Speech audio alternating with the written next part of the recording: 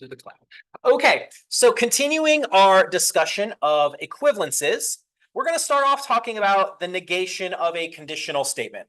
Okay, we haven't talked about negating any sort of statements, and that's what this section is going to be all about. So when I negate a conditional statement, here's what you do. Okay, so notice I've got my squiggly, it's outside the parentheses, and I want to know what happens when I want to bring that squiggly inside the parentheses. What if I want to get rid of the parentheses? Well, you're able to, but here's how it goes. The first thing that you're going to do is you're going to take the condition, you're going to take the P, and P is going to stay the same. So the first part is going to be P. You do not change the condition. Then when you negate the conditional statement, you are creating a conjunction. And then what you do with the consequence is what bears the negation. So squiggly Q.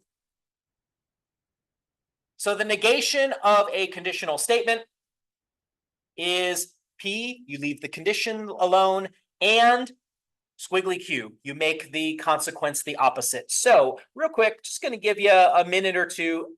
Exercise 1 is for you. Do a truth table of this thing on the left, the squiggly outside the parentheses of if P then Q. And then I want you to determine, to show me that that is equivalent to P and squiggly Q.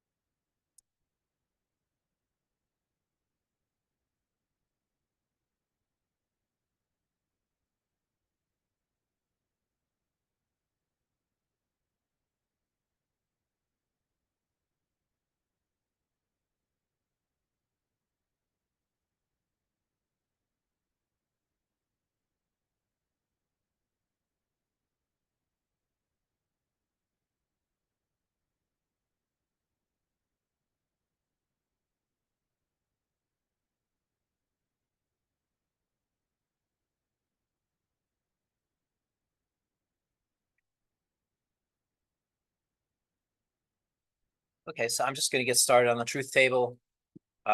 There's nothing new or different here. We've been doing a bunch of truth tables, so hopefully you just breezed through this. If you have any questions about this, let me know. So to do the left side, the first thing I'm going to do is what's in parentheses, if P then Q. Conditional statement is false when it's true then false. So I've got true then true, that first one's true. True then false is false. False then true is true. False then false is true.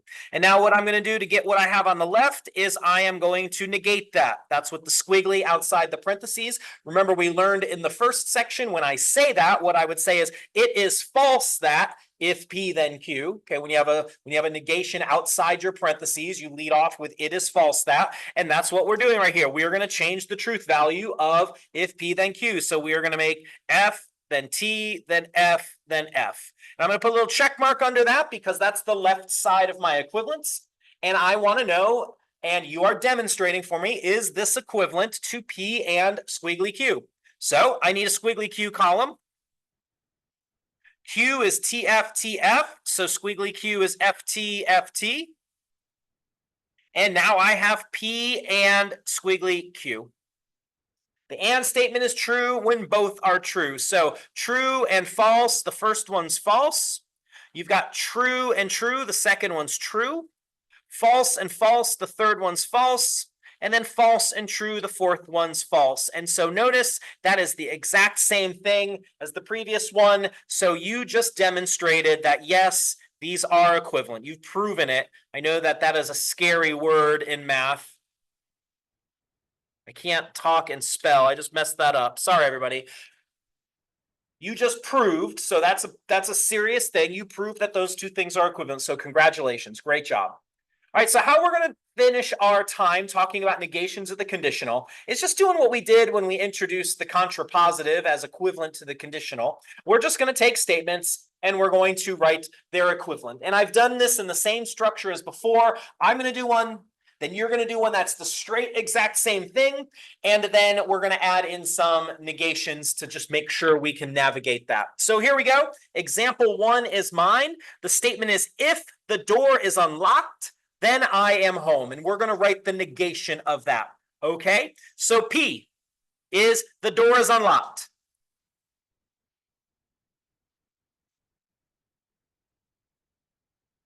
Q is I am home.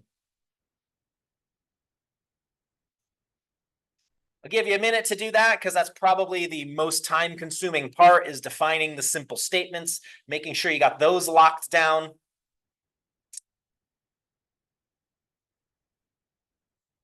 So this is just a straight conditional statement. If the door is unlocked, that is P. Then I am home, that is Q. Now what we're going to do is we're going to form the negation.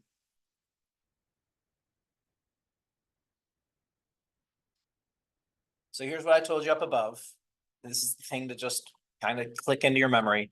The negation of a conditional is you leave the condition alone. So P is going to stay the same.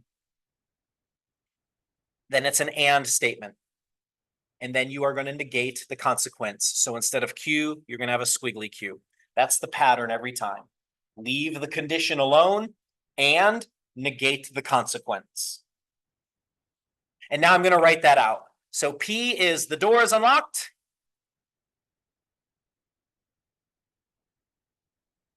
And I am not home.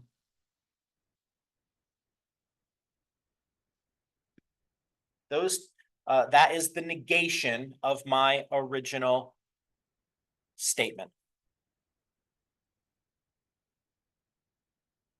All right, well, you do exercise 2, please. If you have a fever, then you have the flu. We don't want that for anybody. No flu.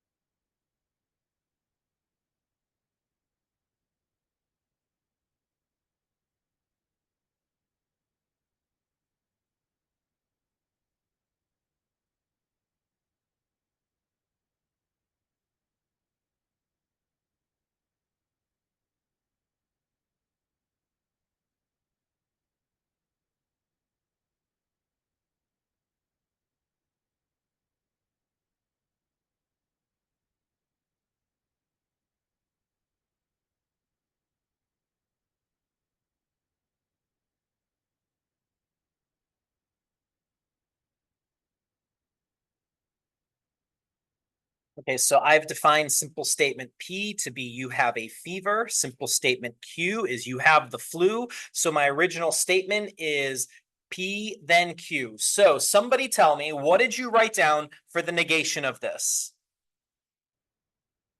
P, leave the condition alone, and what? Squiggly Q, negate the consequence. Yes, 100%. So now when I write that down, it's you have a fever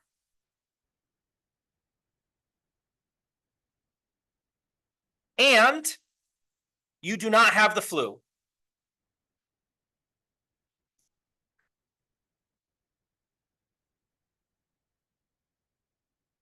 All right, so that was a practice of just the problem, just like I did. Now in exercise 3, I throw a negation into the original statement that you have to navigate. So give that a try. Let's see how you do. You're almost done today. You're doing a great job. I appreciate you. If you are not home, then you are at school.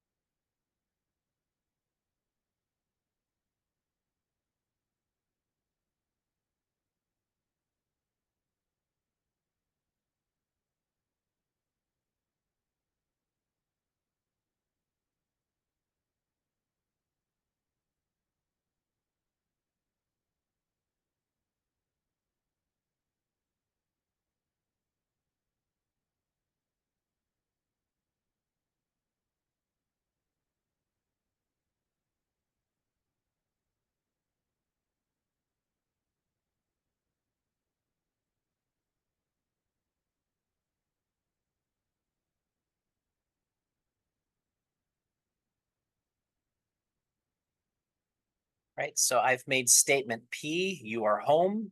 Statement Q, you're at school. So that says if you are not home, so squiggly P, then you are at school, Q.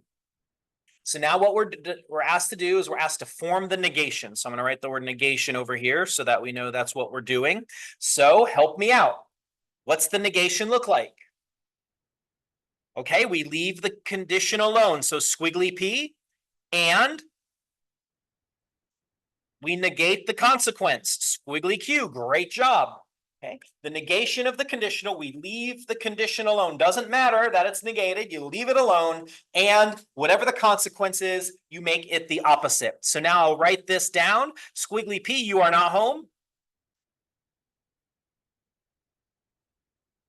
And squiggly Q, you are not at school.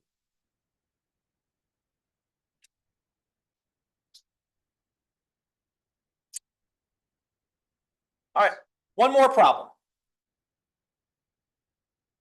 Write the negation of if you are not in Florida, then you are not in Miami.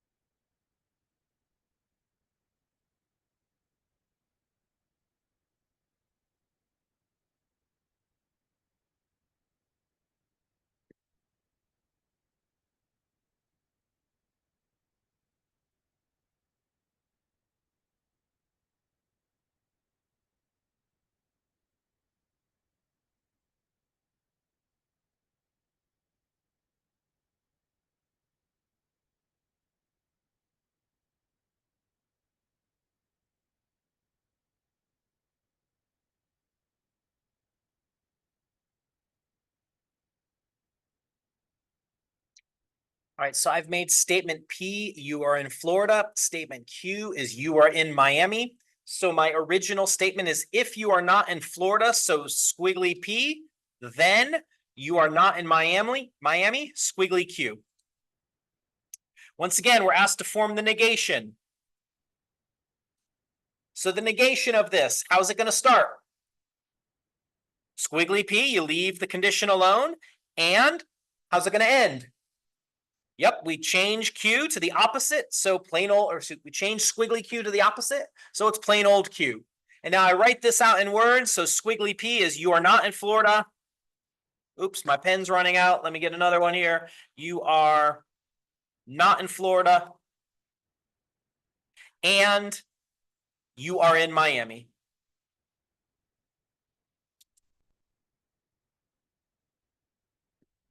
And there we go.